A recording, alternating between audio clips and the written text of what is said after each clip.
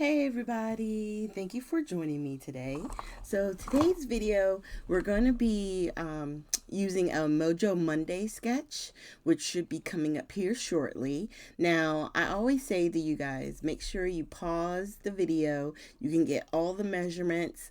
You can cut all your elements and then come join me at the table. Okay.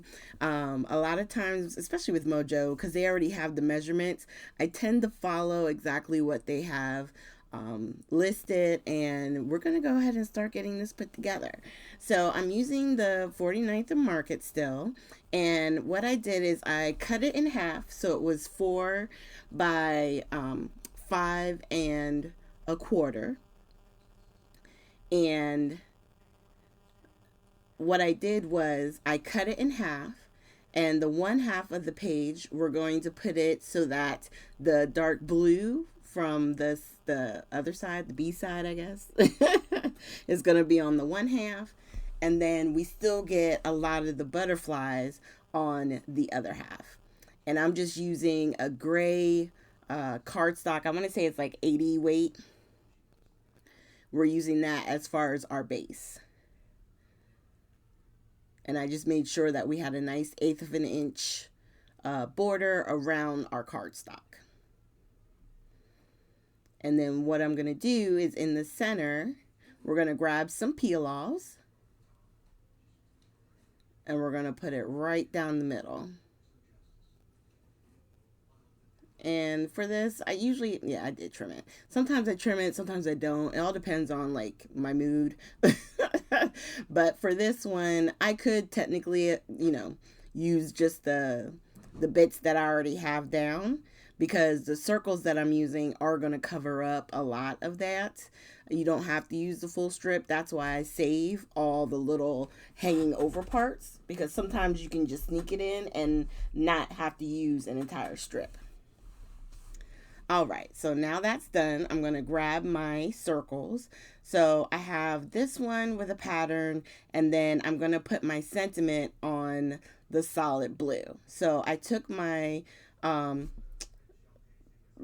powder brush. This one is from, is it Pink and Main? Yeah, Pink and Main.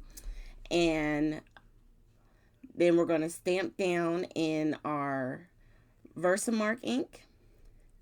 And I'm using some platinum distress ink from Ranger. I've had this for a long time, and it's still one of my favorites.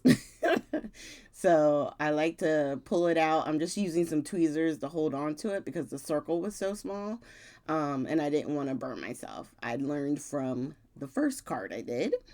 So I'm just using plain plain tweezers. These aren't special crafting tweezers. It's what I had next to me, so that's what I grabbed. All right, and then once you're done melting everything and you let it cool for a little bit, you can take a cloth, a paper towel. I'm just using my fingers and I'm just wiping the powder off. Okay, so for the strip going behind the one circle, I decided on one of them. I used what looks like a bow. And then on this one, I'm using the edge that kind of looks like torn off like paper when you tear it off of the 3-wing binders or the spiral binders. I'm using that piece. And that's going to go down after I lay down this pattern. And then we'll lay down the rest. And it's longer than the front piece, so I just put a little bit of glue, and then the part that's hanging off, we're just going to trim it. And there you go. So I made it so that it goes from the gray to the gray. All right, and then for our sentiment, we're going to take our foam tape, and we're just going to put 3 pieces behind it. And then peel off the backing. And you could do this sentiment with white embossing powder.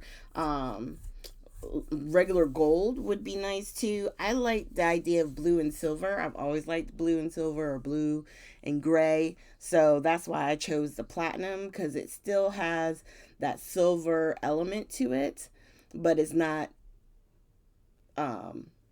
like super shiny like that. And then we're just going to lay down a few of our sequin mixes and just lay them out. Now I'm trying to figure out, because you can go crazy with sequins.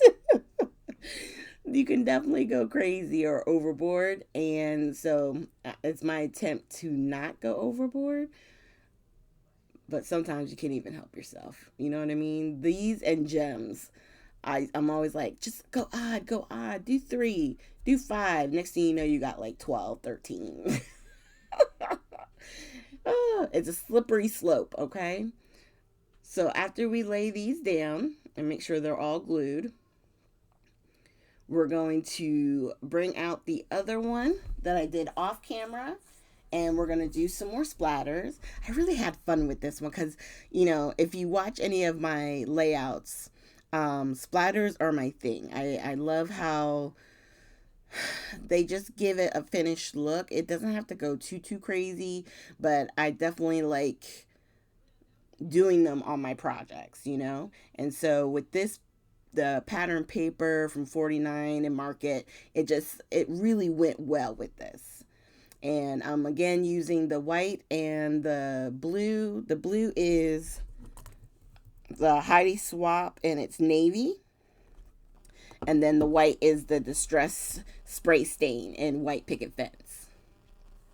And I just think it comes out so pretty. And if you have the new color, which I'm going to try and find, here it is, Lost Shadow, you could also use that because it's very light, almost white. So if you don't have the White Picket Fence, you could always think about using the Lost Shadow as well.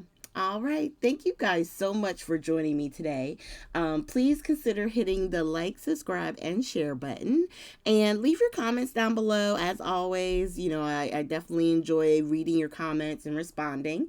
And I will see you guys with our next video.